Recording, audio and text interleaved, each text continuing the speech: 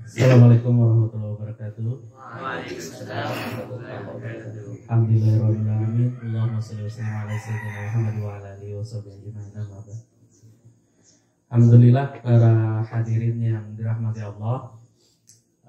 Saya sedang bersama dengan salah seorang guru kita yang insya Allah beberapa saat nanti kita akan berdiskusi mengenai beberapa hal atau tema yang mau kita sampaikan. Namun sebelum itu saya ingin menyapa dulu Ustaz, bagaimana kabar Tian? Alhamdulillah, agak serak-serak. Oke, serak-serak. Kehujanan. Memang cuaca saat ini lagi sedang berubah-ubah, Ustaz. Kadang panas, kadang saya juga kemarin habis dari Banjarmasin itu, dari Banjarbaru berangkat masih panas, pulangnya hujan, Ustaz. Nah, jadi tidak menentu sekarang cuaca. Alhamdulillah, namun masih bisa membersamai, Ustaz ya. Insyaallah. Alhamdulillah. Nah, tentang maraknya korupsi, Ustaz. Bagaimana sih sebetulnya tentang masalah ini, Ustaz?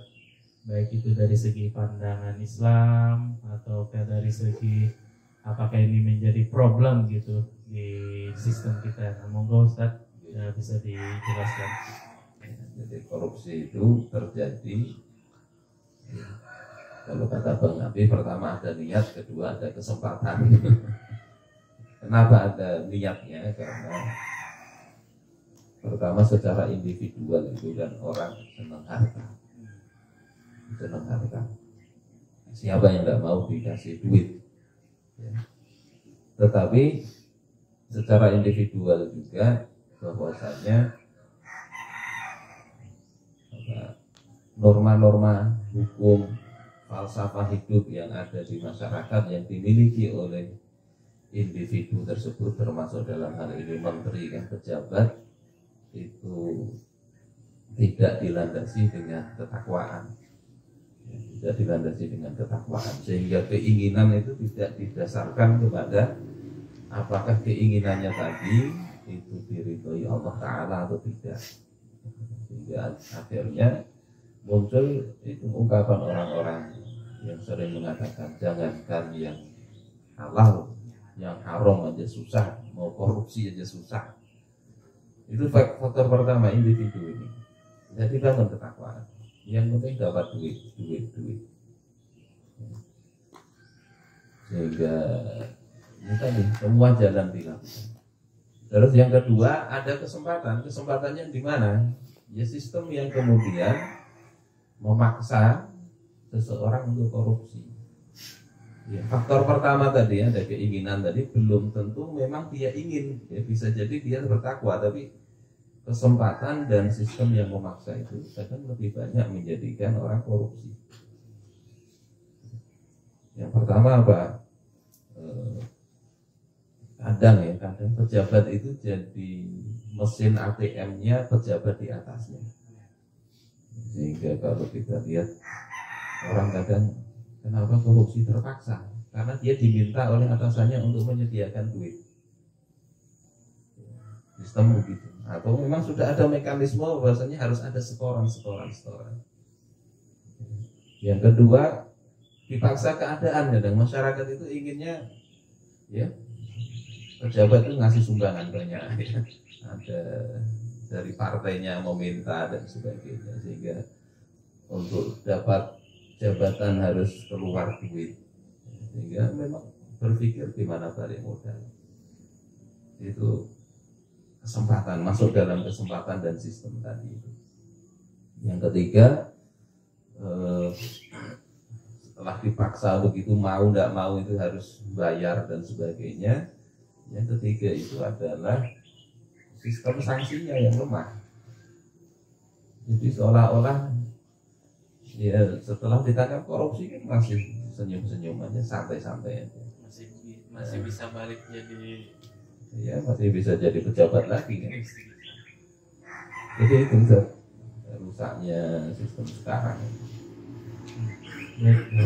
ternyata problemnya itu pada beberapa hal tadi yang disampaikan Ustaz. Salah satunya karena ini sepertinya problem hampir di semua sektor Ustaznya, masalah sistem ini, dan juga kesempatannya ada gitu.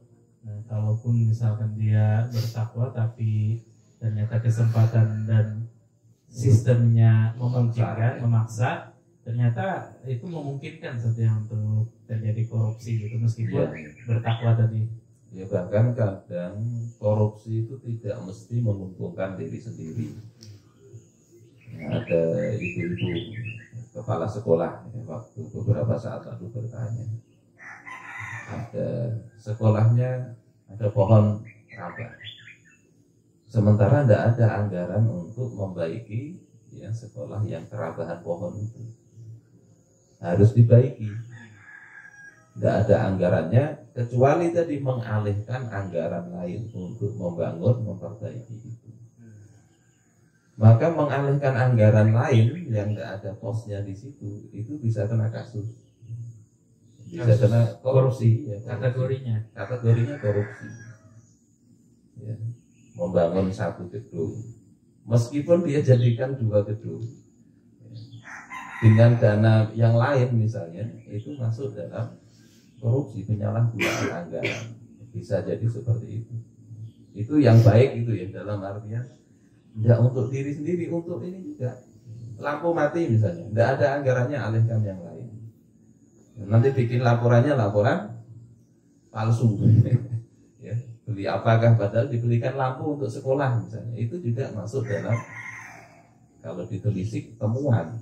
Nah, memang sistemnya begitu. Kalau pandangan Islam sendiri terhadap korupsi ini seperti apa, dan apakah Islam itu mempunyai solusi tuntas terhadap yang begitu sistemik gitu mengenai korupsi ini? Bahkan tadi ada hal-hal yang memungkinkan. Nah, lalu bagaimana Islam ini untuk mengatasi mengenai korupsi ini? Silakan. Okay. Pertama itu kan jelas Islam mengharamkan korupsi. Ya, dalam bahasa Arab itu tidak sama dengan pencuri sebenarnya. Kalau pencuri itu kan sariqah. Wasariqatu faqta'u aydiyahuma. Itu kalau pencurian. Kalau korupsi ya enggak. Korupsi itu beda. Dia bisa masuk gulul atau ikhtilas. Penggelapan bisa masuk ke situ, sehingga hukumannya meskipun sama-sama haram, hukumannya beda dengan pencurian. Kalau pencuri ya potong tangan, kalau sampai nisab. Kalau korupsi enggak. Ya, korupsi bisa di penjara, bisa lebih ringan berarti. Ya belum tentu, tergantung korupsinya apa. Kalau korupsinya tadi cuma ganti lampu dengan anggaran lain, nah itu mestinya tidak diapa-apain. Justru nanti diajari aja nanti. Harusnya laporannya sesuai aja gitu. Atau justru dikasih duit, ini kurang anggaran. Tapi kalau tadi korupsinya besar dan itu merugikan negara, bisa jadi dijatuhi hukuman mati. Dana bansos misalnya untuk rakyat kelaparan dia ambil untuk kepentingan pribadi, bisa kena hukuman mati itu kalau begitu. Di dalam Islam seperti itu saja untuk sanksi mengenai korupsi. Ya, tergantung kepala negara masuk dalam bab takzir namanya, di mana hukumannya itu diserahkan kepada kepala negara. Jadi itu memberikan hukuman yang sesuai, yang berat ya, tergantung kasusnya. Terus yang kedua yang jadi masalah ini tadi pendidikan di masyarakat. Orang kadang menganggap korupsi yang tidak apa-apa untuk bangun pesantren. Kan yang korupsi kiai juga, yang korupsi ini rajin nyumbang juga. Nah ini perlu dijelasin betul, dijelasin bahwasanya korupsi sedikit pun itu termasuk dosa yang bisa memasukkan seseorang ke dalam neraka. Pada perang Khaybar itu ada salah seorang yang kemudian terkena senjata musuh, mati. Kemudian sahabat yang lain itu mengatakan, selamat dia, mati syahid. dapat surga. Tapi Rasulullah katakan, sesungguhnya apa? Inna syamlata, sesungguhnya syamlah, semacam selendang yang dia ambil sebelum itu dibagi. Jadi waktu perang Khaibar itu kan ada ghanimah, ada harta rampasan perang. Waktu itu rampasan perangnya tidak ada harta emas perak, itu tidak ada, tapi banyak perkakas, perabot, termasuk beberapa pakaian. Ya, ini ada selendang. Ternyata dia yang mati tadi itu mengambil selendang tadi sebelum dibagi. Kata Rasulullah, itu menyalakan api neraka baginya. Jadi hanya korupsi satu selendang. Terus mendengar itu ada orang lain dari sahabat itu yang kemudian menyerahkan ini 2 tali sendal, syirokuna lain, 2 tali sendal diserahkan kepada Rasul, tidak jadi diambil. Maka beliau katakan syirokun atau syiroka ini benar, ini adalah 1 tali atau 2 tali sendal dari api neraka. Sehingga korupsi meskipun hanya tali, nah itu oleh Rasulullah SAW diberi ancaman yang berat. Dan beliau umumkan di tengah sahabat itu. Padahal itu orang mati syahid itu. Tapi bisa nanti ada hisabnya begitu, hisab dia melakukan gulul, kecurangan dalam harta umum. Sehingga pernah juga pejabat namanya Ibnu Lutbiyah diangkat oleh Rasul untuk menarik zakat. Di Sahih Bukhari diceritakan begitu. Kemudian dia menerima hadiah dari orang, memungut zakat, menerima hadiah, sehingga datang kepada Rasul, ya Rasulullah, ini hartamu, harta negara, sementara ini hartaku yang orang hadiahkan kepadaku. Rasulullah mendengar begitu marah beliau.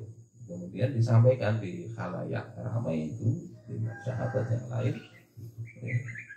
apakah pantas orang yang sudah kuangkat jadi pejabat, kemudian dikasih gaji, kemudian datang kepadaku dengan mengatakan ini hartamu dan ini hartaku yang masyarakat berikan kepadaku.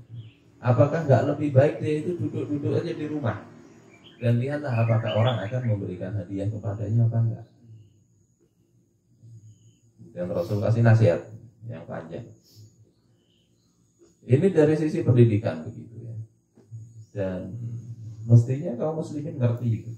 Tidak banyak sedikit pun ngambil hak orang lain dengan cara yang batin itu haram. Dan haram itu ya neraka lebih layak jadi tempatnya. Meskipun nanti ada hisab, ada perhitungannya. Nah itu ancamannya begitu. Lanjut pertanyaan. Kalau ini misalkan bagaimana ininya lah mungkin setelah ancaman itu kan bagaimana lanjutannya.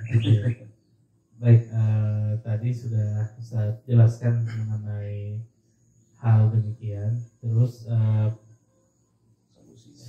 pandangan Islam juga terhadap korupsi tadi jelas, beberapa contoh sudah saya jelaskan. Ini membuka wawasan kita lah sebagai kaum muslim bagaimana mestinya gitu. Hal yang kecil aja harusnya dihindari gitu, karena Rasul melarang gitu saja terhadap korupsi ini. Nah, meskipun tadi juga saya sampaikan berbeda dengan mencuri gitu saja. Terus untuk mengatasi ini solusi Islam seperti apa, Ustaz? Ya, yang pertama itu kan sebelum jadi pejabat dihitung kekayaannya. LHKPN ya kalau sekarang. Ya, berapa sih ini sebelum jadi pejabat? Oh, misalnya kekayaannya 1 miliar, punya duit. Nanti di akhir jabatan dihitung lagi berapa kekayaannya. Dilihat ini berapa gajinya dan penghasilannya yang legal ini berapa.